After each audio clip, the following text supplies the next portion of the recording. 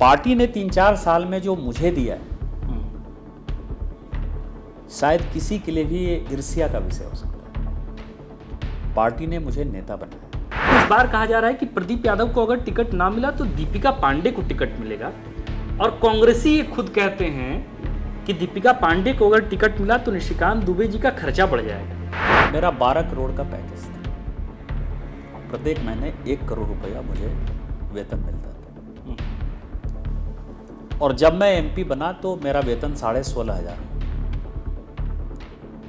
1 करोड़ रुपया महीना कमाने वाला आदमी वो 16,500 पर आ।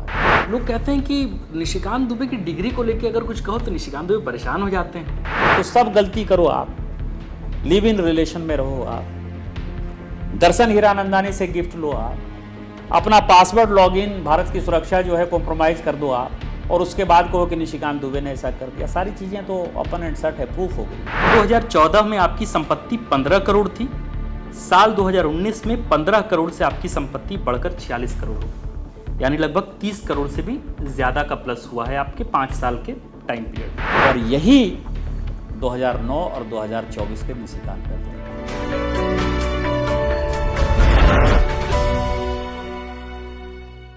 एक लड़का है जिसके मामा देवघर में जनसंघ के देवघर इकाई के अध्यक्ष हुआ करते थे।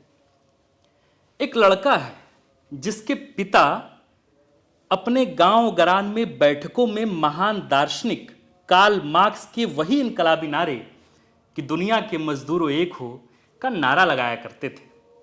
एक लड़का जो बिहार के तीसरे सबसे बड़े शहर भागलपुर में मारवाड़ी कॉलेज में इंटर की परीक्षा पास की थी। एक लड़का है जो उसी बिहार के तीसरे सबसे बड़े शहर भागलपुर में भागलपुर विश्वविद्यालय से अपनी ग्रेजुएशन की डिग्री हासिल की। जब भागलपुर विश्वविद्यालय का जिक्र आता है तो याद आता है हमें राष्ट्र कवि रामधारी सिंह दिनकर की वो पंक्तियां, वो तमाम नज्म, वो तमाम मुक्तक, वो तमाम कविताएं, क्योंकि वो लड़का जिस भागलपुर विश्वविद्यालय में अपनी ग्रेजुएशन की डिग्री हासिल कर चुका था, कभी उसी भागलपुर विश्वविद्यालय के कुलपति हुआ करते थे वे दिनकर।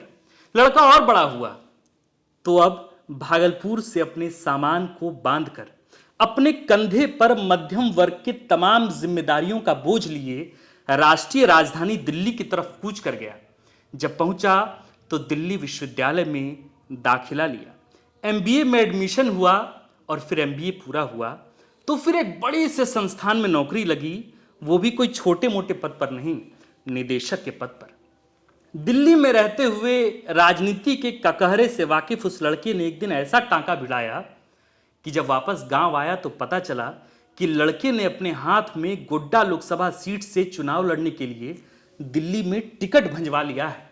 वो लड़का कोई और नहीं था बल्कि भागलपुर में रहने वाला वो लड़का गोड्डा लोकसभा में आकर चुनाव लड़ा, वो भी किसी छोटी मोटी पार्टी से नहीं बल्कि दुनिया के इस वक्त सबसे बड़ी पार्टी से, जिसका नाम भाजपा है। और भाजपा के टिकट पर साल 2009 में चुनाव लड़ने वाले उस लड़के का नाम था निशिकांत दुबे। हमारे साथ इस वक्त निशिकांत दुबे हैं। कई सारे सवाल हैं, उन तमाम सवालों के मद्देनजर द फोर्थ पिलर की इस पहली इंटरव्यू में आपसे आज बातचीत होगी। मेरा पहला तो सवाल यही है कि द फोर्थ पिलर आप देखते हैं? हाल फिलहाल में काफ़ी कुछ देखा है जी, और ख़ासकर आपको देखा है कि जिस तरह से गोड्डा लोकसभा के गांवों में जाकर आपने लोगों से बातचीत की है, तो स्वाभाविक है कि मेरे क्षेत्र में जो कुछ होता है उस पर मेरी नज़र रहती है जी। तो इस कारण से फोर्थ पिलर को लगातार फिलहाल तो मैंने देखा ही है। बहुत बहुत शुक्रिया, और सबसे पहले तो बहुत स्वागत है द फोर्थ पिलर के इस इंटरव्यू में। संभवतः द फोर्थ पिलर का ये पहला इंटरव्यू है जो हमने आज इसकी शुरुआत आपसे की है। कई सवाल हैं, उन तमाम एक एक सवाल पर हम लोग सबसे पहले आएंगे। ये सवाल उन तमाम लड़कों के हैं, उन तमाम लड़कियों के हैं जो गाँव के बासिंदे हैं, है ना, जो ये सोचते हैं कि किसी तरह नौकरी कर लेनी है और राजनीति में सपने आने के तो देखते हैं, लेकिन उनको मालूम नहीं कि कैसे राजनीति में आना है, क्योंकि उनके कोई गॉडफादर नहीं है। आप भी तो कुछ वैसे ही थे, कैसे राजनीति में आना हो गया? अच्छे पद पे काम कर रहे थे, एमबीए की डिग्री हाथ लगी थी, सब कुछ हो रहा था, लेकिन फिर राजनीति में एंट्री कैसे हो गई? ये उन सभी लड़कों को मैं हमेशा जब भी उन लोगों से बातचीत होती है तो मैं कहता हूँ कि यदि आपका लक्ष्य निर्धारित है और सपनों के लिए यदि आप कोई कॉम्प्रोमाइज़ नहीं करते हैं तो गॉडफादर की आवश्यकता नहीं। 140 करोड़ का ये देश है, आपको अपने आप पर कॉन्फिडेंस होना चाहिए। सबसे पहले तो ये कॉन्फिडेंस होना चाहिए कि शहर और गांव में कोई फ़र्क नहीं है। हमने जो अपनी पढ़ाई की है वो पढ़ाई सॉलिड की है, जिसमें हमारी जो जानकारी है इस देश दुनिया के बारे में वो अच्छी है। भाषा का कोई रेखा आपको कहीं आगे बढ़ने से नहीं रोक सकता। यदि शहर के लोग हैं, बच्चे हैं, बड़े शहरों में रहते हैं तो अच्छी अंग्रेज़ी बोलते हैं, तो उसका ये मतलब नहीं है कि अंग्रेज़ी बोलने वाले आपसे ज़्यादा तेज़ हैं। बिल्कुल। तो और दूसरा, जो काम भी आप करते हैं उसमें शॉर्टकट कुछ नहीं है। आप उस काम को पूरा करने के लिए लॉन्ग टर्म यदि आप गोल अपनाते हैं तो कोई भी सपने साकार हो सकते हैं, छोटे नहीं हैं। जैसे आपने अभी जिक्र किया, तो ठीक आप समझें कि 21-22 साल की उम्र में मैं एसआर जैसी कंपनी में डायरेक्टर हो गया। मैं कोई जनरल मैनेजर, प्रेसिडेंट ये सब नहीं हुआ, सीधा मैं डायरेक्टर ही हुआ। ये अमिताभ बच्चन की फिल्म लोगों को नज़र आ सकती है कि जैसे अमिताभ बच्चन पुराने ज़माने की जो फिल्म हुआ करती थी उसमें हाफ पैंट में या फटे पैंट में जो है अमिताभ बच्चन हाफ टाइम के पहले होते थे, और जब हाफ टाइम में पर्दा दौड़ाया जाता था तो वो पूरा फुल पैंट और सूट बूट के साथ आ जाता था। तो ठीक वही कहानी है। 93 में मैं एसआर में डायरेक्टर हो गया, और जब मैंने एसआर छोड़ा 2009 में, 16 साल बाद, तो एसआर उस वक्त तकरीबन 5 लाख करोड़ की कंपनी थी, और एसआर और रिलायंस में कंपटीशन था कि कौन सी कंपनी ज़्यादा बड़ी है। एसआर ऑयल में था, एसआर स्टील में था, एसआर टेलीकॉम में था, एसआर शिपिंग में था, एसआर रोड कंस्ट्रक्शन में था, एसआर रिटेल में था। और वो 16 साल की जो मेरी समझ है, वो समझ ये कहती है कि आप किसी भी ऑर्गेनाइजेशन में यदि आप काम करो तो आप आगे बढ़ोगे। और एसआर में रहते हुए भी मैं संघ के साथ जुड़ा रहा। मैं विद्यार्थी परिषद में जो है विस्तारक के तौर पर जो है मैंने 1 साल काम किया। स्वदेशी जागरण मंच जो संघ ने बनाया, आरएसएस ने, आपको बताऊं मैं कि 92-93 में मैं स्वदेशी जागरण मंच में होल टाइमर तो नहीं कह सकता, लेकिन मैंने होल टाइमर के तौर पर ही 5 साल काम किया। और जो संघ की विचारधारा में स्वदेशी जागरण मंच का सेंटर फॉर भारतीय मार्केटिंग डेवलपमेंट है, जो स्वदेशी मेला कराती है बेसिकली, वो मेले का कॉन्सेप्ट कुछ लोगों में से मेरा भी था। और 99 में स्वदेशी मेला हमने किया, जो अपने आप में बड़ा था, प्रगति मैदान में किया, जिसका माननीय प्रधानमंत्री जी ने उद्घाटन किया, उस वक्त के तत्कालीन प्रधानमंत्री अटल बिहारी वाजपेयी जी ने। आइडियोलॉजी के लिए मेरी कमिटमेंट इतनी रही कि 94-95 में ये स्लॉटर हाउस के खिलाफ, अल कबीर स्लॉटर, ये चीज़ें ऐसी मैं आपको बता रहा हूँ जो कि मेरे जीवन के कई ऐसे अनछुए पहलू हैं जो आज तक लोगों को नहीं पता है। और आज उन्हीं सब पर विस्तार से हम लोग बातचीत कि 95 में मैंने सेवाग्राम से अलगबीर तक 750 किलोमीटर की पदयात्रा 3 लोगों ने की। अभी मुरलीधर राव हमारे पार्टी के जनरल सेक्रेटरी थे, उस वक्त स्वदेशी जागरण मंच के संगठन मंत्री हुआ करते थे, वो, मैं और केशव मूर्ति 750 किलोमीटर पैदल चले। तो लोगों को पैदल अब चलना होता है, हमने वो चला स्लॉटर हाउस के खिलाफ। मैंने आपको बताया कि स्वदेशी मेला का जो कॉन्सेप्ट था, उस कॉन्सेप्ट को हमने कैसे इम्प्लीमेंट किया। प्रगति मैदान में सबसे बड़ी मेला किया। एसआर में रहते हुए भी मैं नेशनल एग्जीक्यूटिव युवा मोर्चा का सदस्य रहा। बिहार प्रदेश, जब बिहार बंटवारा नहीं हुआ था, बिहार झारखंड, तो उसका मैं स्टेट एग्जीक्यूटिव का मेंबर था। तो मेरा जो अनवरत आइडियोलॉजी के साथ इंटरेक्शन था या उसमें जो काम था, उसमें एसआर कहीं बाधा नहीं था। उसमें आइडियोलॉजी मेरी सबसे पहले थी। और यही कारण है जो आपने बात कही कि कई एक लोगों को लगा कि 2009 में मैं सीधा टिकट लेके आ गया। उनको ये नहीं पता था कि मैं भागलपुर में 1990 में 16 नंबर बूथ खंजरपुर में है, उसका पोलिंग एजेंट था। अच्छा। उस पोलिंग एजेंट के बाद से चाहे वो विद्यार्थी परिषद हो, चाहे वो स्वदेशी जागरण मंच हो, चाहे युवा मोर्चा हो, चाहे Bharatiya Janata party state executive हो, उसका पूरा एक कार्यकर्ता के नाते घिस कर जो है मैं यहाँ टिकट लेकर आया। तो ये बहुत कम लोगों को पता था। इस कारण से जब मैं चुनाव लड़ने आया तो कई एक लोगों को जो ये गलतफहमी थी कि इसको बहुत कुछ आता नहीं है और दिल्ली से आया, वो गलतफहमी टूट गई और मैं जनता के प्रति शुक्रगुजार हूँ कि उन्होंने मुझे जिताया। लोगों की बड़ी दिलचस्पी होती है इस बात को जानने में कि दिल्ली में जो एक सेंटर है, पावर सेंटर है, उसमें किसी एक सामान्य से व्यक्ति का दखल होना और उनको इस बात के लिए प्रभावित कर लेना, मनवा लेना कि हम एक योग्य उम्मीदवार हैं, अगर आप हमको टिकट दें तो मैं फुरकान अंसारी के खिलाफ भी चुनाव लड़ सकता हूं, कांग्रेस के खिलाफ। क्योंकि अगर हम 1962 से लगातार यात्रा देखें गोड्डा लोकसभा की, प्रभु दयाल हिम्मत सिंह का 1962, 1967, 1971, ये तो पूरा गोड्डा गढ़ रहा करता था कांग्रेस का। एक व्यक्ति जो कभी, जिसका कोई अनुभव नहीं रहा राजनीतिक, जो कभी एक्टिव पॉलिटिक्स में नहीं रहा, प्रत्यक्ष तौर पर कोई तो होगा जो कहा होगा कि निशिकांत चलो आज तुम्हें टिकट दिलवाता हूं, या कुछ वैसा। अगर कोई वैसा व्यक्ति है तो अगर आप जिक्र करना चाहें उस व्यक्ति का कि किसकी सबसे बड़ी सहभागिता रही निशिकांत दुबे को? देखिए, मुझे राजनीति में यदि मेरी कोई ताकत थी या जो कुछ सीखा मैंने, मेरे जीवन में सबसे ज़्यादा यदि किसी का प्रभाव है तो गोविंदाचारी जी का प्रभाव है। गोविंद जी पार्टी के जनरल सेक्रेटरी हुआ करते थे, मैं दिल्ली गया, वो मेरे लोकल गार्जियन हो गए। इवन मेरी शादी भी जो है उसका रिसेप्शन भी उन्होंने ही दिया। मेरी शादी ऐसी थी जिसमें कि देश की कैबिनेट बैठी थी और माननीय अटल बिहारी वाजपेयी से लेकर सारे बड़े लोग, बिल्कुल बहुचर्चित है आपकी शादी, उस वो पे तो हम लोग बातचीत करेंगे। उसमें सभी आए थे। कोई ऐसा आदमी नहीं था इस देश का, क्योंकि उसके होस्ट ही गोविंदाचार्य और उमा भारती थी। उमा भारती उस वक्त कैबिनेट मिनिस्टर हुआ करती थी, उसके को होस्ट शाहनवाज हुसैन थे जो केंद्र में उस वक्त स्टेट मिनिस्टर हुआ करते थे।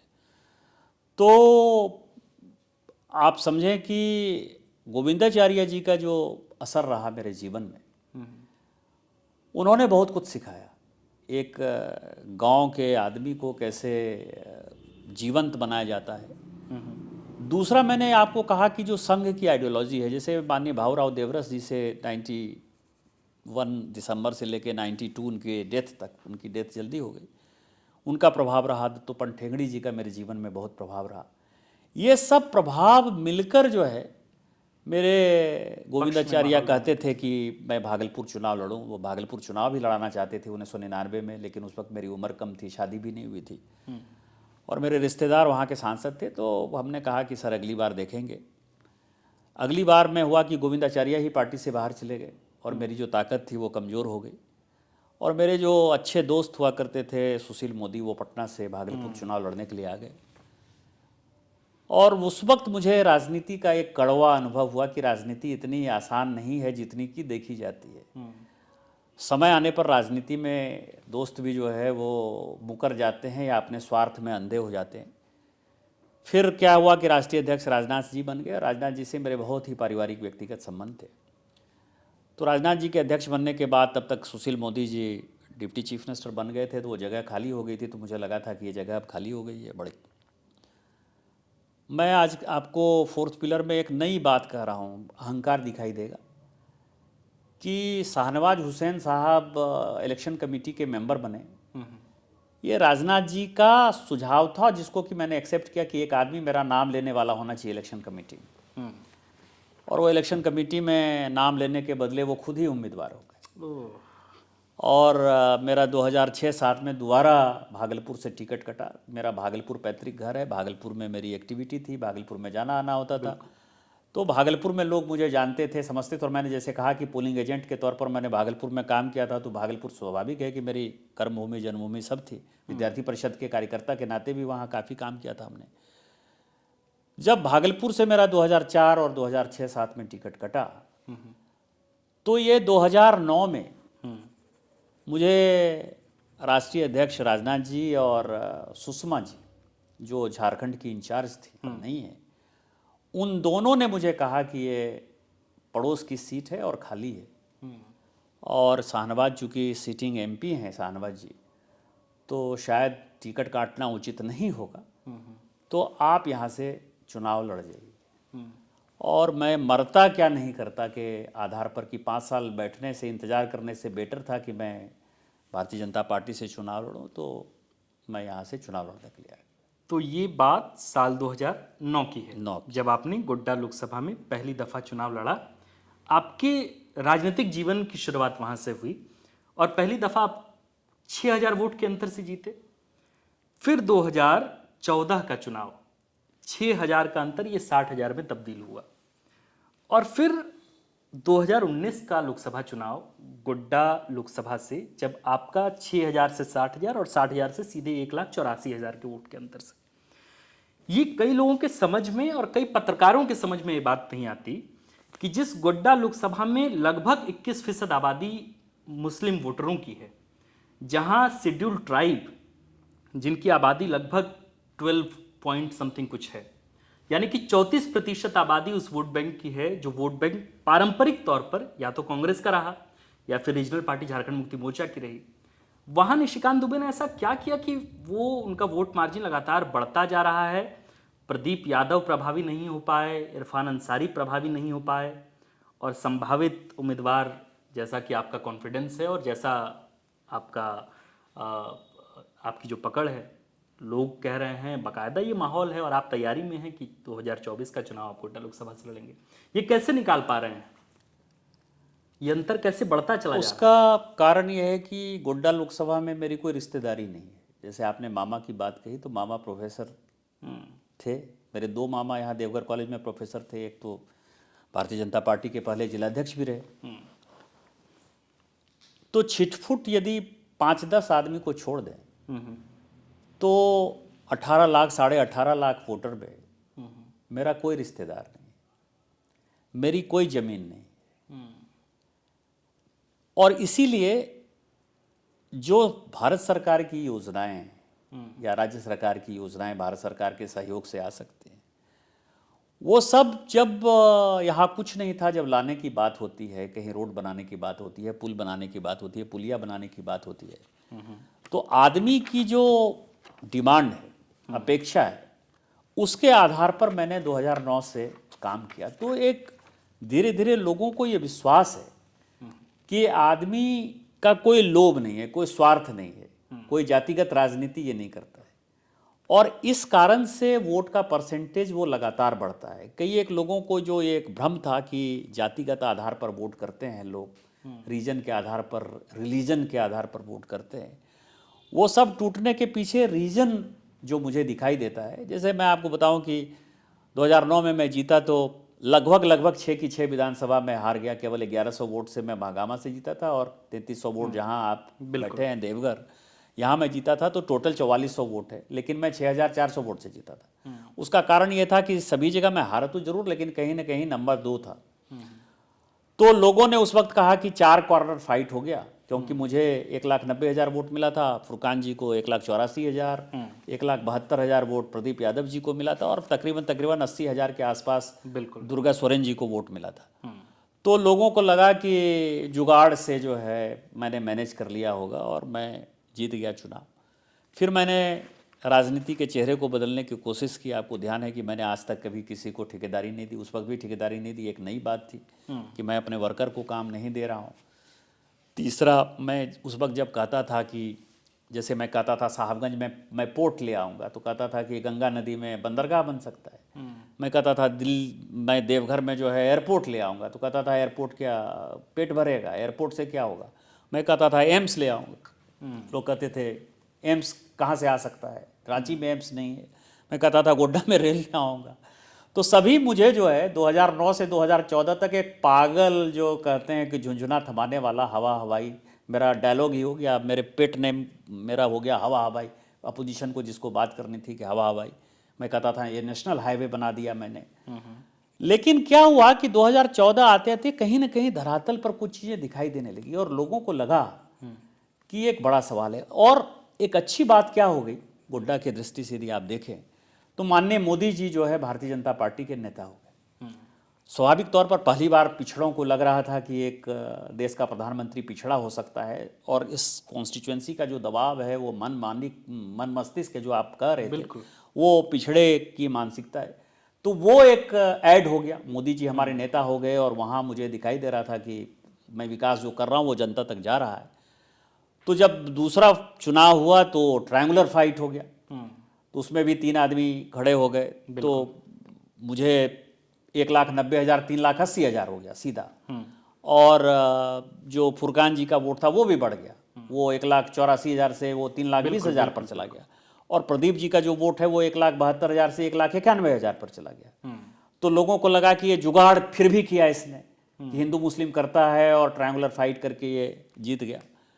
लेकिन 2014 से 2019 तक का जो समय था, जितनी बातें मैंने कही थी वो सब लोगों को धरातल पर दिखने लगा।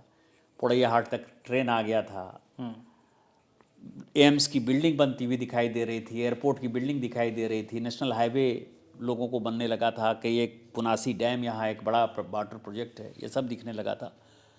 और फिर उनको एक बिलीव था कि होगा। तो इस बार कांग्रेस ने मुझे हराने के लिए जो 3rd नंबर के उम्मीदवार थे अपनी उम्मीदवारी वापस करके ले लिया। और 2019 में पहली बार गोड्डा लोकसभा में जो भी पत्रकार होंगे या जो राजनीति समझते होंगे, और जो आपने कास्ट इक्वेशन बताया उसमें कि मुस्लिम इतना है, आदिवासी इतना है और यादव इतना है, 7%, यदि ये वोट है तो 41% वोट से तो वो शुरुआत ही हो। बिल्कुल।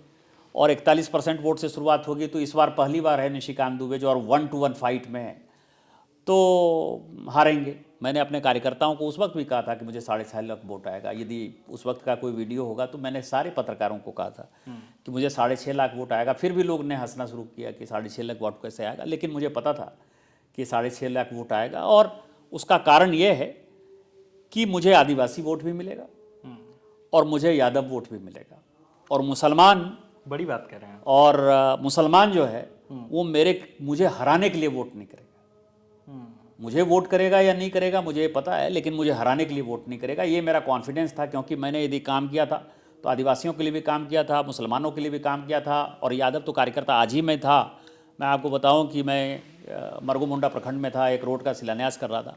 आपको आश्चर्य होगा कि मेरे बगल में संजय यादव, मेरे बगल में उस पंचायत के मुखिया, पदनिया के मुखिया राजेंद्र यादव, चितनारी के मुखिया सुधीर यादव, बगल में अशोक यादव, उसके बगल में जो है राजू यादव, उसके बगल में प्रहलाद यादव, ये सब भारतीय जनता पार्टी के कट्टर कार्यकर्ता हैं, मेरे नहीं बनाए हुए कार्यकर्ता हैं। सभी के खून में 5 साल यदि वो भारतीय जनता पार्टी जिंदाबाद करेगा तो 15 दिन में वो प्रदीप यादव कैंडिडेट हो जाएगा तो उसको वोट नहीं करेंगे ना। मुझे विश्वास था कि यादव वोट करेंगे, और इसका नतीजा ये हुआ। क्योंकि आपको ध्यान हो कि पोड़ैया हाट में एक बड़ी घटना हुई थी कि एक गाय पकड़ने वाले को जो है सो कॉल्ड मॉब लिंचिंग हो गई थी, और उसमें 4-5 आदिवासी परिवार जो है जेल चला गया था। एक गठवाल परिवार जेल चला गया था, जिस पूरे परिवार को मैंने ओन कर लिया कि जब तक ये जेल में रहेगा उसका पूरा केस मैं लड़ूंगा, जब तक ये घर में रहेगा उसका पूरा पैसा मैं दूंगा। तो मुझे पता था कि आदिवासी एक ऐसा इमोशनल कास्ट है, क्लास है, कि वो उन चीज़ों को देखता है कि दुख में कौन खड़ा है। और वही हुआ कि मैं पहली बार ऐसा हुआ कि 6 की 6 विधानसभा लीड किया। मुझे यादवों ने भी वोट किया, मुझे आदिवासियों ने भी वोट किया, और जो मुसलमान फुरकान अंसारी जी के समय 80% 85% वोट करता था, आप कागज उठा कर देख लीजिए, बूथ वाइज काउंटिंग होती है, उन्होंने 52-53% से ज़्यादा पोल नहीं किया, वो वोट करने ही नहीं गए। यानी निशिकांत दुबे अब कास्ट इक्वेशन पॉलिटिक्स में सटीक बैठ रहे हैं गोड्डा लोकसभा में। आपने 3 बातें कही कि आपको हवा हवाई कहा गया, दूसरी बात आपने कही कि गोड्डा में आपका नाम मात्र का ज़मीन नहीं है, और तीसरी बात आपने कही कि 2014 से 2019 में बहुत कुछ दिखने लगा। आपके विपक्षी एक रिपोर्ट की बार बार जिक्र करते हैं, एडीआर की रिपोर्ट का जिक्र करते हैं, और एडीआर की रिपोर्ट में ये बात कही गई है कि झारखंड के 14 लोकसभा में प्रथम सांसद हैं जयंत सिन्हा, जिनकी संपत्ति 77 करोड़ है, और दूसरे सबसे अमीर सांसद झारखंड में अगर कोई है तो वो है निशिकांत दुबे, जिनकी संपत्ति 46 करोड़ है। आपके बारे में एडीआर की रिपोर्ट में कहा गया कि आपकी वार्षिक आय जो है वो 2 करोड़ 45 लाख है। इसके अलावा सबसे अहम सवाल यह भी है कि 2014 में आपकी संपत्ति 15 करोड़ थी साल 2019 में 15 करोड़ से आपकी संपत्ति बढ़कर 46 करोड़ हो गई, यानी लगभग 30 करोड़ से भी ज्यादा का प्लस हुआ है आपके 5 साल के टाइम पीरियड में। यानी अगर इसको परसेंटेज में ग्रोथ देखें तो लगभग 157% की रफ्तार से आपकी संपत्ति ग्रो की।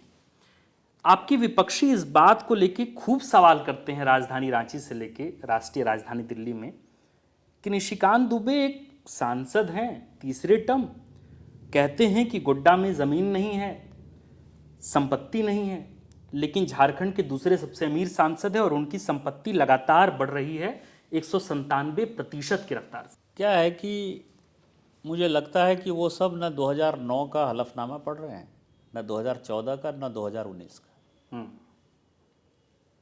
तीनों हलफनामा में लगभग संपत्ति वही है जो हमने 2009 में डिक्लेयर की। आप ये कह रहे हैं कि एडीआर की रिपोर्ट गलत है? नहीं, एडीआर ने जो लिखा है, एडीआर ने वो चीज़ें नहीं देखा। मान लीजिए कि सैनिक फार्म का घर है मेरा, वो हमने 96-97 में लिया। ठीक। कोई भी संपत्ति ऐसी नहीं है कि जो मैंने सांसद बनने के बाद लिया। उसको उस जमाने में 2009 में उसकी मार्केट वैल्यू 1 करोड़ थी। ठीक बात। आज वो 14 करोड़ है। क्या कर सकता हूँ? बिल्कुल सही बात। मेरी भागलपुर की संपत्ति है, वो संपत्ति 3 करोड़ की थी, 3 करोड़ में लिया था हमने 2006-7 में, एमपी बनने के पहले लिया था। आज उस संपत्ति की कीमत 50 करोड़ हो। क्या कर सकता हूँ?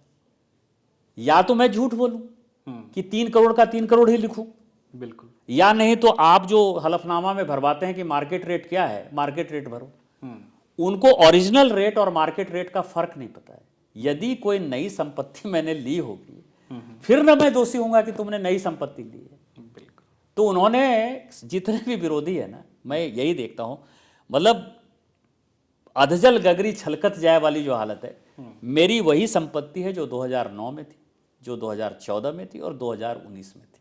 फर्क यह है कि उस वक्त जो है वो मार्केट रेट पूछता नहीं था इलेक्शन कमीशन, अब 2019 में वो मार्केट रेट पूछ रहा था, तो मैंने मार्केट रेट भर दिया। चलिए, इस सवाल को लेके खूब कमेंट्स होते हैं अब मैं थोड़ा तेज हो गया हूं। 2024 में जब मैं भरूंगा तो हो सकता है कि आपको मेरी संपत्ति जो है 2 करोड़ 3 करोड़ ही दिखाई दे। अच्छा, एक बात को लेके खूब चर्चा है नेताजी, और चर्चा इस बात को लेके है कि बीते 5 बरस में अचानक एक पैराडाइम शिफ्ट देखने को मिला है। 2009 से जब आपकी राजनीतिक पारी की शुरुआत हुई और 2019-2020 तक एक डायरेक्ट टकराव जो है वो निशिकांत दुबे वर्सेस प्रदीप यादव का दिखता था। ऐसा लगता था कि प्रदीप यादव को निशिकांत दुबे वाकई अपना प्रतिद्वंदी मानते हैं, चूंकि वो चुनाव लड़ते थे आपके खिलाफ। पर एक पैराडाइम शिफ्ट ये देखने को मिला कि निशिकांत दुबे वर्सेस प्रदीप यादव की लड़ाई धीरे धीरे शिफ्ट होकर 90 डिग्री पे घूमी और निशिकांत दुबे वर्सेस महागामा विधायक दीपिका पांडे हो गई। क्या निशिकांत दुबे प्रदीप यादव की जगह दीपिका पांडे को अपना प्रतिद्वंदी अभी से मानना शुरू कर चुके हैं? प्रदीप यादव की लड़ाई को लेकर आपका क्या ख्याल है? जो सियासी लड़ाई, सियासी नोकझोंक होती है, इस पर आप क्या कहेंगे? मैं किसी को अपना प्रतिद्वंदी नहीं मानता और दीपिका पांडे को तो कतई नहीं मानता। 1 साल पहले मैंने सोशल मीडिया पर पूरा दीपिका पांडे को ब्लॉक कर दिया है। जब से मैंने ब्लॉक किया है तब से दीपिका पांडे न्यूज से गायब हो गई है क्या? इस देश में जिसको बड़ा नेता बनने का शौक होता है वो मोदी जी को गाली देता है। तो स्वाभाविक है कि बड़े नेता को यदि आप गाली देंगे तो आप कुछ ना कुछ छपेंगे। महुआ मैत्रा इसकी सबसे बड़ी उदाहरण है। उस पे आएंगे। मतलब मैं कह रहा हूँ सबसे बड़ी उदाहरण है जी। किसी बिजनेसमैन को गाली देना है तो अडानी को गाली दे दीजिए, आप बड़े हो जाएंगे। इस देश में हमेशा रहा, पहले कांग्रेस का जब शासन था तो लोग टाटा को गाली देते थे, बिरला को गाली देते थे, अब अभी अंबानी को देते हैं गाली, अडानी को गाली देते हैं। लोगों का माइंडसेट चेंज नहीं होता। गोड्डा और झारखंड में जिसको राजनीति करनी है उसको निशिकांत दुबे को गाली देनी है और निशिकांत दुबे के पैरेलल बनाना है। ये मुझे 2-3 महीने में समझ में आ गया कि ये लोग इसी हिसाब से राजनीति करते हैं। तो मैंने अपने जितने सो कॉल्ड अपने आप को मेरे पैरेलल बनाने की कोशिश कर रहे हैं उन सबों को मैंने ब्लॉक कर दिया, उनको मैं नोटिस ही नहीं लेता। ये कहते हुए निशिकांत दुबे क्या ये बताना चाहते हैं कि वे झारखंड में एक अपने आप में एक अलग पावर सेंटर है? अलग पावर सेंटर नहीं है। मेरी लड़ाई जो है, मैं राहुल गांधी से लड़ता हूँ, मैं सोनिया गांधी से लड़ता हूँ, पार्लियामेंट में मेरी लड़ाई वहाँ है, मेरा लेवल वो है। और जब मुझे राहुल गांधी जी और सोनिया गांधी जी को जो है चार बात सुनाने में कोई परेशानी नहीं है, और वो उस हिसाब से यदि मैं हेडलाइंस बनाता हूँ भारतीय जनता पार्टी की तरफ से, तो आपको लगता है कि मैं बादल पत्रलेख की बात सोचूंगा, मैं प्रदीप यादव जी की बात सोचूंगा, मैं दीपिका, या तो मैं अपना लेवल तय कर लूँ पहले। लेकिन इस लड़ाई में आप अपने लेवल से थोड़े नीचे जाते हैं और आप महिला प्रतिनिधि को नगर वधू का उपमा दे जाते हैं। आप ट्वीट करते हैं, उसमें लिखते हैं कि अब तो मोहतरमा को इत्र भी खुशबू नहीं देता, कभी मेरा पसीना भी गुलाब हुआ करता था। निशिकांत दुबे पर लगातार ये आरोप लग रहे हैं कि निशिकांत दुबे पॉलिटिकली बात नहीं करके व्यक्तिगत टिप्पणी खूब करने लगे। कई बार जब देखिए राहुल क्या गांधी से है बात कि मैं आपको कहूँ, जी अभी आप इमीडिएट ट्वीट निकालिए कि मैंने क्या ट्वीट किया, और मुझे इन लोगों के बुद्धि पर तरस आता है। आपने जैसे कहा ना कि मैंने भागलपुर विश्वविद्यालय से यदि पढ़ाई की, बिल्कुल तो रामधारी सिंह दिनकर साहब वहाँ वाइस चांसलर थे, बिल्कुल गोपाल सिंह नेपाली साहब का जिक्र हुआ, आपको पता है कि त्रिमोहान जो जगह है वहाँ उनकी डेथ हुई है, गोपाल सिंह नेपाली बिल्कुल, साहब की। तो साहित्य का, अर्थशास्त्र का बड़ा केंद्र रहा है भागलपुर। बिल्कुल जब मेरे बारे में अनर्गल टिप्पणी करने लगी महुआ मैत्रा जी और दीपिका पांडे जी, खासकर मेरे डिग्री और इन सभी चीज़ों के बारे में, तो जो मेरे समर्थक कार्यकर्ता थे पूरे देश भर में, इन महिलाओं के बारे में गंदी गंदे शब्दों का उन्होंने प्रयोग करना शुरू कर दिया। और मैं हमेशा से यह मानता हूं कि महिलाओं का सम्मान हमेशा बना रहना चाहिए। यदि महिलाओं का हम सम्मान नहीं करते हैं तो राजनीति में रहने का हमको कोई अधिकार नहीं। तो मैंने उस ट्वीट में लिखा कि मैं अपने सारे कार्यकर्ताओं से यह अनुरोध करता हूं कि आप इन लोगों के ऊपर किसी प्रकार की कोई व्यक्तिगत और ओछी टिप्पणी नहीं करिए, और वो फुल स्टॉप है, यदि मैं हिंदी ठीक समझता हूं। बिल्कुल। और फुल स्टॉप के बाद मेरा अगला लाइन है कि भारत की ये संस्कृति रही है, सभ्यता रही है कि हमने वैशाली की नगर वधू तक को सम्मान दिया है। अब इसमें मैंने किसको नगर वधू कहा? लेकिन आप जिसको डिफेंड कर रहे थे, आप जिसके खिलाफ मैं ये कह रहा हूं कि जब मैंने पहला लाइन ये कह दिया कि अपने कार्यकर्ताओं को कि आप इनके बारे में किसी प्रकार की कोई ओछी और गलत टिप्पणी नहीं करिए, और हमारी संस्कृति ये रही है कि हमने वैशाली की नगर वधू तक को सम्मान दिया है। अब इसमें नगर वधू किसको कहा हमने? लेकिन बदले में उधर से जब रिएक्शन आया तो विधानसभा के बाहर मीडिया के सामने दीपिका पांडे ने कहा, अब आप समझिए कि दीपिका पांडे को यदि पढ़ना नहीं आता तो मैं क्या कर सकता? दीपिका पांडे ने कहा कि निशिकांत दुबे मुझे नगर वधू ना कहकर सीधा वैश्या पुकार देते तो वो भी कोई बात नहीं होती। अब आप ही बताइए, आप हिंदी समझते हैं, फोर्थ पिलर के दर्शकों को बताइए, और मुझे तो ये आग्रह होगा आपसे, क्योंकि ट्वीट अभी भी मेरा मौजूद है। बिल्कुल, आप ट्वीट जो है दिखाइए, और सभी, क्योंकि झारखंड और बिहार में, उत्तर प्रदेश में सभी लोगों को हिंदी ठीक ठीक समझ में आती है, तो आप अपने दर्शकों को वो ट्वीट जरूर दिखाइएगा। हम लोग दूसरा मैं आपको बताऊं कि मैंने जो वो ट्वीट किया, निश्चित तौर पर मैंने दीपिका पांडे को ही, कि अब तो इत्र भी खुशबू नहीं देता, कभी पसीना भी गुलाब हुआ करता था, निश्चित तौर पर मैंने दीपिका पांडे को इंगित करके ही ये बातें कही थी। इसीलिए कही थी कि मैं राजनीति में एकदम सत्य बोलता हूं, हमेशा सत्य बोलता हूं।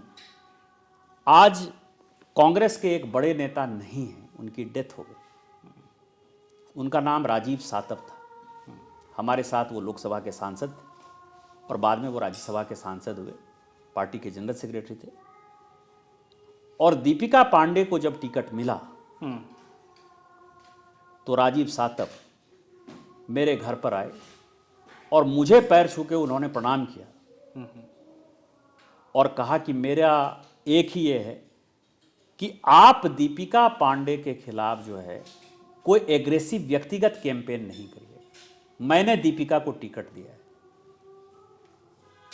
इसीलिए मैंने ये बात कही कि यदि उस वक्त निशिकांत दुबे बहुत खराब था तो राजीव सातव का जाना और राजीव सातव का इस तरह से मेरे पास आना, इसीलिए मैंने कहा था। इसलिए मैंने कहा ना कि राजनीति एक ऐसी चीज़ है जिसमें मैं जब कोई बात कहता हूं तो मेरी बात का कोई मतलब होता है।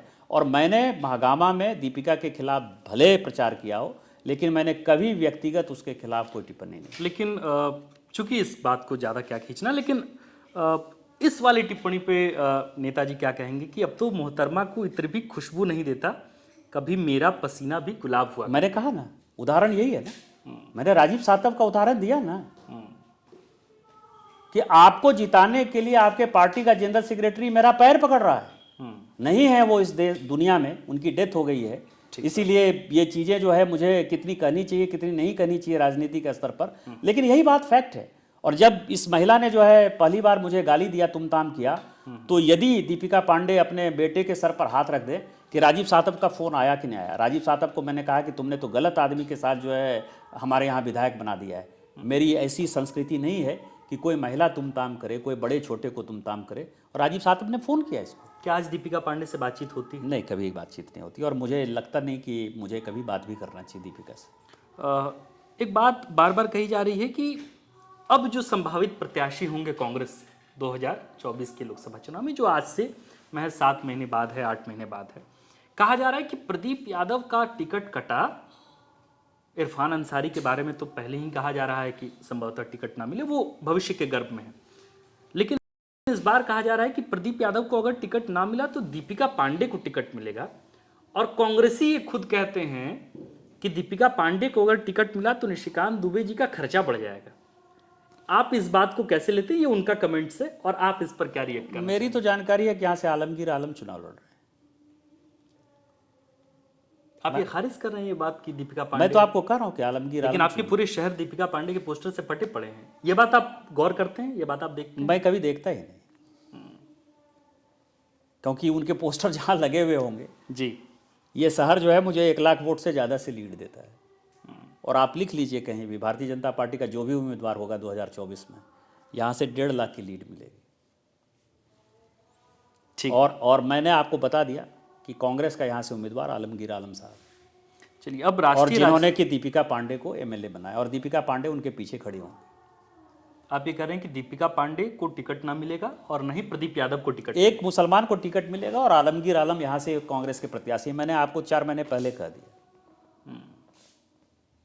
और आप उस हिसाब से अपनी तैयारी कर रहे हैं? मैं किसी हिसाब से तैयारी, मेरे लिए भारतीय जनता पार्टी यदि टिकट देगी तो भारतीय जनता पार्टी का कार्यकर्ता रोज ही तैयारी में रहता है। ये बड़े अनुशासित व्यक्ति, एक अनुशासित कार्यकर्ता की तरह हर भाजपाई सांसद जो केंद्र में इतनी अच्छी पकड़ बनाए रखता है, वो कहता कितने अनुशासन के साथ है कि इस बार अगर मुझे टिकट पार्टी देगी तो मैं वही करूंगा जो पार्टी कहेगी। ये कॉन्फिडेंस 3 बार चुनाव लड़ने के बाद भी क्यों नहीं आया कि चौथी बार भी लड़ेंगे तो हम ही लड़ेंगे? नहीं, ये हो ही नहीं सकता। हम पार्टी के कार्यकर्ता हैं, पार्टी को जहाँ जिम्मेवारी होती है, अभी जैसे मध्य प्रदेश में चुनाव था, मैं मध्य प्रदेश चुनाव लड़कर आया हूँ, इसके पहले बंगाल चुनाव में था, उसके पहले बिहार चुनाव में था, उसके पहले कर्नाटक चुनाव में था जी। पार्टी, जबकि मैं यहाँ सांसद हूँ, लोकसभा का सांसद हूँ, एक दिन क्षेत्र छोड़ना जो है मुश्किल होता है, लेकिन महीने भर पार्टी को यदि लगता है कि नहीं तुमको वहाँ काम है, पार्टी जहाँ लगा देगी वहाँ काम करूँगा। एक बात और कहा जाता है, कहा यह जाता है कि निशिकांत दुबे अब शायद राष्ट्रीय राजनीति की बात से थोड़ी दिलचस्पी जो है नहीं ले रहे हैं और उनका इंटरेस्ट अब स्टेट पॉलिटिक्स में ज़्यादा हो रहा है।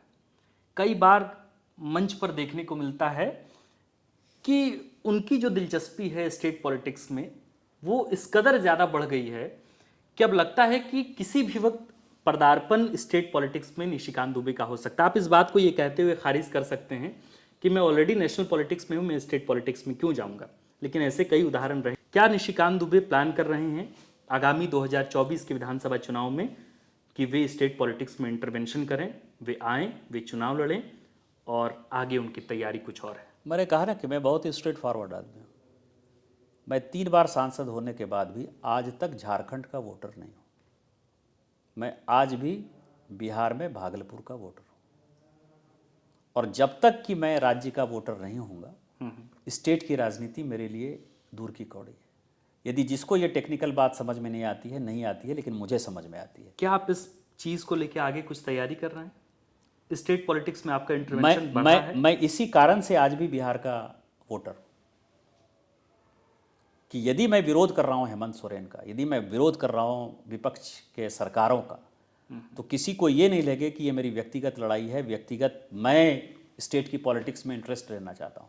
मैं भारतीय जनता पार्टी के कार्यकर्ता के नाते भारतीय जनता पार्टी की लड़ाई लड़ रहा हूं, और मेरा उद्देश्य ये है कि 2024 में केंद्र में मोदी जी की सरकार तो बनेगी ही, उसमें हमारे जैसे लोगों की आवश्यकता नहीं है, लेकिन राज्य में भारतीय जनता पार्टी की कैसे सरकार बने उसके लिए मैं लड़ाई लड़ रहा हूँ।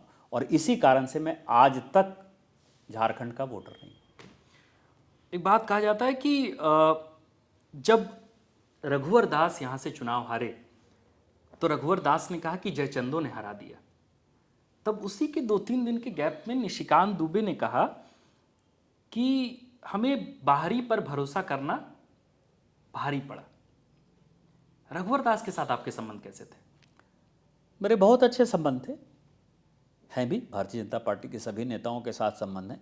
और मैंने जो बातें कही थी उसका कारण भी था कि समीर मोहंती भारतीय जनता पार्टी में थे, बिल्कुल।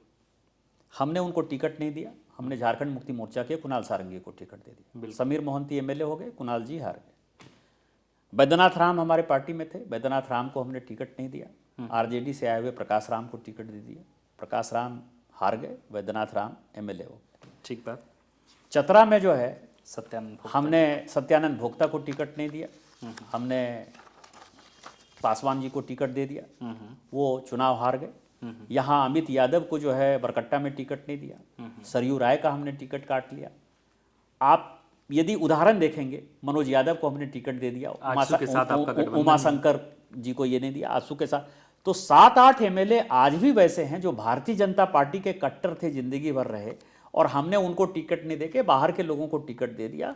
और इस कारण से हम चुनाव, नहीं तो सरकार तो बनी हुई थी। रघुवर दास जी ने कोई गलत काम थोड़े किया था, अच्छा काम किया था।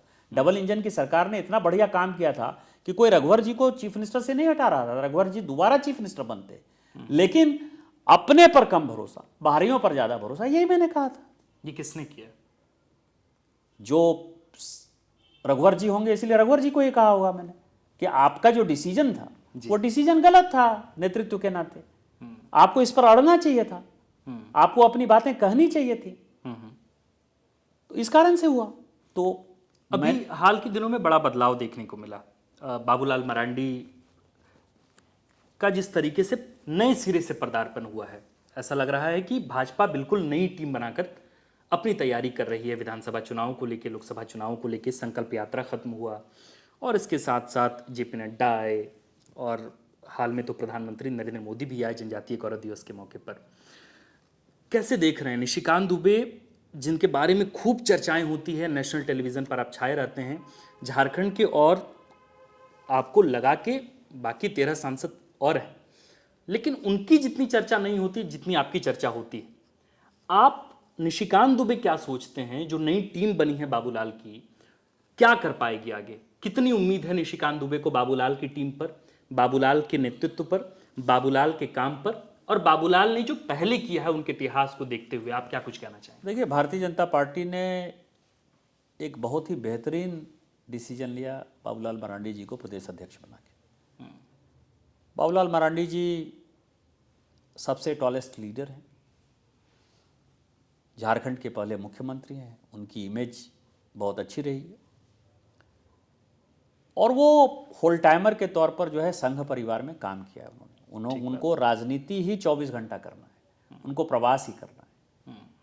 एक ऐसा आदमी जिसको कि दिन रात कार्यकर्ताओं के बीच में रहना है, और उसका नतीजा आपको दिखाई दिया कि 81 विधानसभा में बाबूलाल मरांडी ही एक ऐसे व्यक्ति होंगे हाल फिलहाल में, सभी पॉलिटिकल पार्टी को मिला दीजिए, जिन्होंने कि 81 विधानसभा भ्रमण कर लिया, सभी जगह कार्यकर्ताओं से मिलने गए, सभी जगह रैलियां हो गई।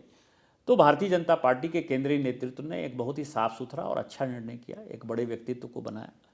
बाबूलाल जी की टीम अभी बनी नहीं है, अभी घोषणा होना है। बिल्कुल। लेकिन इस पार्टी में मैं जितना बाबूलाल जी को समझता हूँ, इस पार्टी को समझता हूँ, 2 पद हैं जो कि तय हैं, एक माननीय बाबूलाल मरांडी जी और एक दूसरे जो संगठन महामंत्री कर्मवीर सिंह जी हैं। ये दोनों की जो जोड़ी है, मैं आपको ये दावे के साथ कह सकता हूँ कि आगे आने वाली लोकसभा में 14 की 14 लोकसभा तो जीतेगी ही ये टीम, और 81 विधानसभा में से 2/3 बहुमत से पहली बार भारतीय जनता पार्टी और आजसू समर्थित जो है एक सरकार आपको नजर आएगी। और इसमें चाल चेहरा और चरित्र जो झारखंड का है, जो 20-22 साल में नहीं बदला, वो पूरा का पूरा कंप्लीट बदल जाएगा। इसलिए मुझे उनके ऊपर अपने से ज़्यादा भरोसा है। निशिकांत दुबे जी जब इतनी भविष्यवाणी कर रहे हैं और जब केंद्रीय एजेंसियों के छापे से पहले भविष्यवाणी करते हैं, तो इस बात का भी खुलासा हो जाए कि सरयू राय की वापसी भारतीय जनता पार्टी में क्या होने जा रही है। क्या उसको लेकर जो केंद्रीय आला कमान है या जो संगठन है प्रदेश का, उसमें इस बात की चर्चा हो रही है? देखिए, सरयू राय जी का भारतीय जनता पार्टी छोड़ना एक दुर्भाग्यपूर्ण घटना थी। और जिस दिन सरयू राय जी ने छोड़ा था उस दिन भी मैंने एक ट्वीट किया था कि मैं जानता हूं एक ऐसे शख्स को, मुनीर, जो गम से पत्थर हो गया, रोया नहीं। क्या बात। तो मुझे लगता है कि सरयू राय जी भी आइडियोलॉजी के ही आदमी हैं। बिल्कुल संख्यात समस्याएं रही हैं और भारतीय जनता पार्टी ने एक पूरे देश भर में एक अभियान चला रखा है कि जो अपने आइडियोलॉजी के लोग जहाँ कहीं भी हैं, यदि वो छोड़ कर गए हैं किसी कारण से, तो उनकी वापसी होनी चाहिए। ठीक बात। तो मुझे लगता है कि इसके ऊपर प्रदेश नेतृत्व, केंद्रीय नेतृत्व निश्चित तौर पर सोच रहा होगा।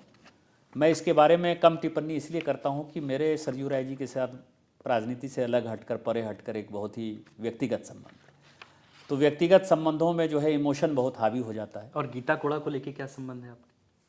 क्या गीता कोड़ा को लेके भी कोई जानकारी है?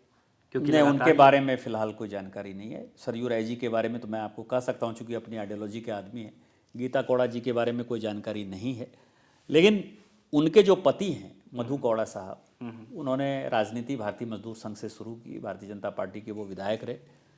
भारतीय जनता पार्टी के ही कारणों से जो है उनके भाग्य में मुख्यमंत्री बनना लिखा था, उनके भाग्य में जेल जाना लिखा हुआ था, तो इस कारण से वो समस्याएं पैदा हुई। लेकिन गीता कोड़ा जी एक अच्छी महिला हैं और जो डोमिसाइल पॉलिसी 32 का खतियान लागू किया है, उसमें जिस तरह से कोल्हान प्रखंड जल रहा है और जिस तरह से गीता कोड़ा ने आवाज़ उठाई उस डोमिसाइल पॉलिसी के खिलाफ, मुझे लगता है कि उनके पास भारतीय जनता पार्टी के अलावा कोई ऑल्टरनेट नहीं है। बड़ी बात कह रहे हैं आप। अब आखिरी इंटरव्यू के साक्षात्कार के आखिरी पड़ाव पर हम जा रहे हैं। ये एक सवाल बार बार पूछा जाता है। आज से कुछ दिनों पहले संघ के एक वरिष्ठ व्यक्ति से मेरी बात हो रही थी। उन्होंने आपके बारे में सब बात अच्छी कही, लेकिन आखिरी में जाते हुए एक बात कहा कि सांसद तो कई हुए और कई कई टर्म के सांसद हुए, पर कई बार सांसदों का पोर्टफोलियो इसलिए नीचे गिर गया क्योंकि केंद्र में जगह नहीं मिली। आपके क्षेत्र के लोग इस अनुमान में भी रहते हैं, बीजेपी के कार्यकर्ता कई बार कहते हैं कि 2014 में जीते हैं, उस बार कहते थे लोग इस बार केंद्रीय मंत्री पक्का। 2019 में लोग कहते थे कि इस बार तो केंद्रीय मंत्री पक्का। क्या निशिकांत दुबे को इस बात का भय भी है क्या कि अगर 2024 में बीजेपी दोबारा टिकट दी, चुनाव लड़े, केंद्रीय मंत्री बनने का सपना अगर हो तो वो अधूरा रह जाएगा या फिर पूरा हो जाएगा? नहीं, मैं नाम पर नहीं जाना चाहता जी। जिस किसी ने भी कहा, वो राजनीति के चीज़ों को मुझे लगता है कि कम समझ रहा है। इस देश में 788 मेंबर ऑफ पार्लियामेंट हैं आज की डेट में।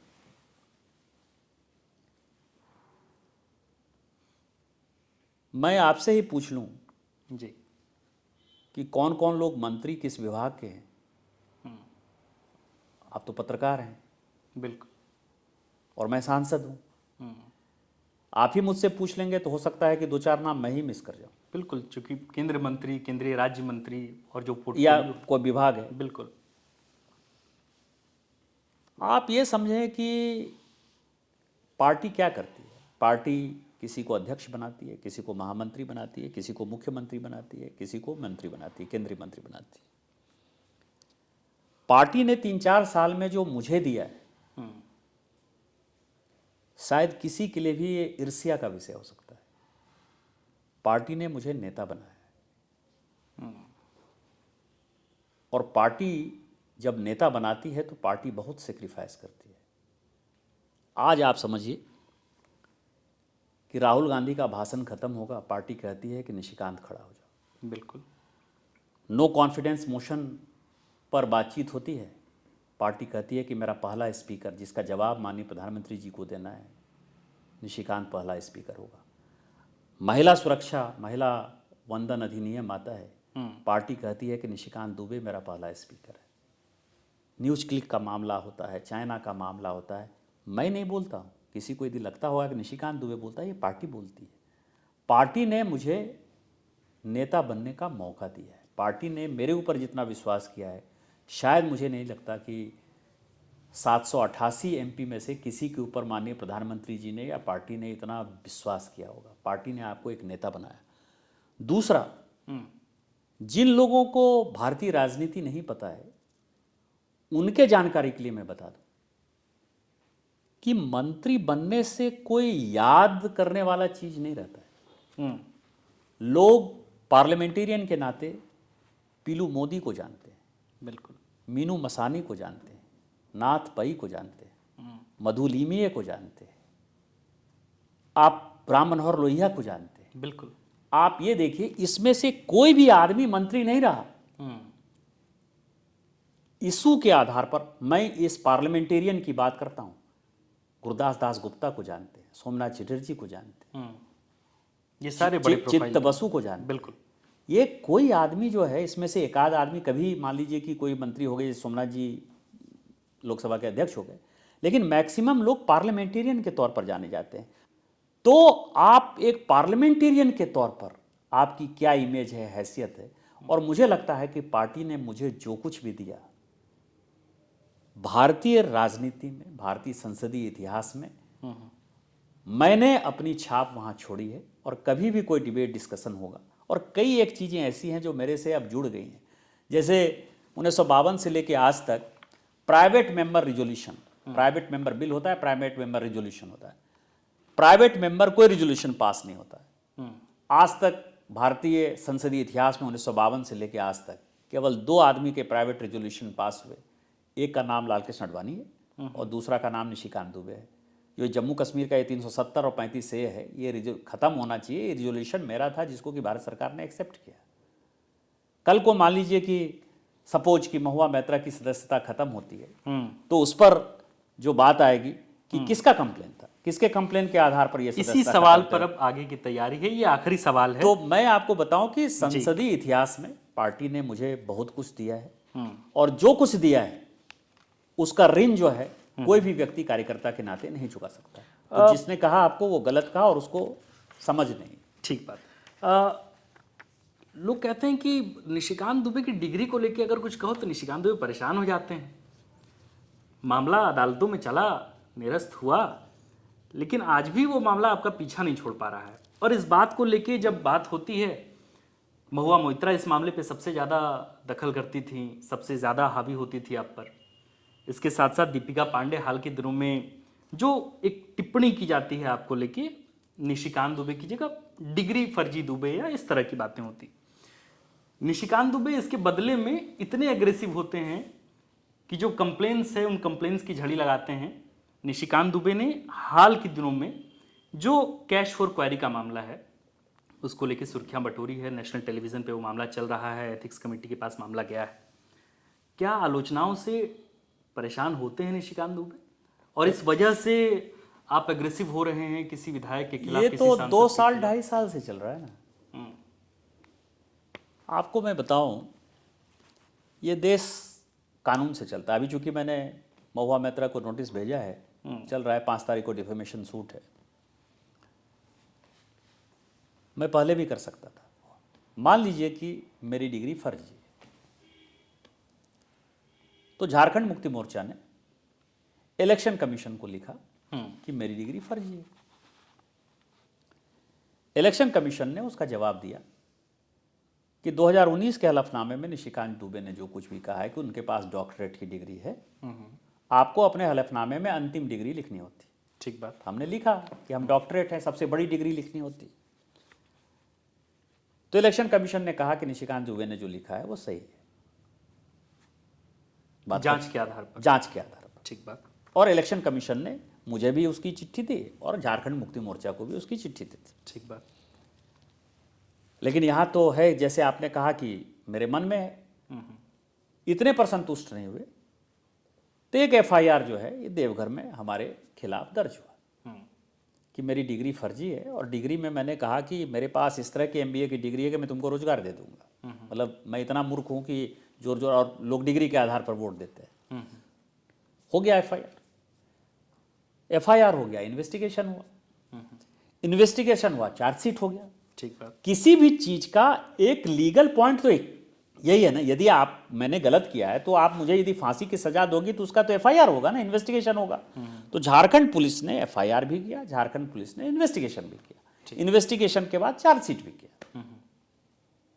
इलेक्शन कमीशन के उस लेटर के बाद की मैं बात बता रहा हूं। बिल्कुल। झारखंड हाई कोर्ट ने पूरे चार्जशीट को और एफआईआर को कैश कर दिया कि तुम गलत घटिया इल्जाम लगा रहे हो और यह सरकार का मिसयूज है। झारखंड सरकार इससे भी संतुष्ट नहीं हुई, वो सुप्रीम कोर्ट चली गई, और सुप्रीम कोर्ट ने कहा कि जो हाई कोर्ट का जजमेंट है वही सही है।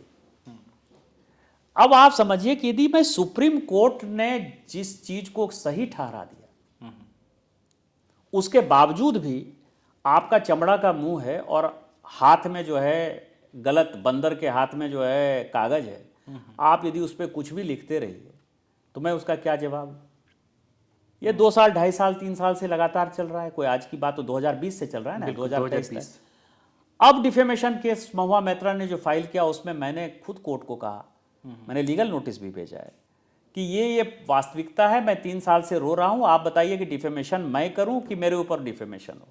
तो 5 तारीख को वो कोर्ट में सुनवाई है।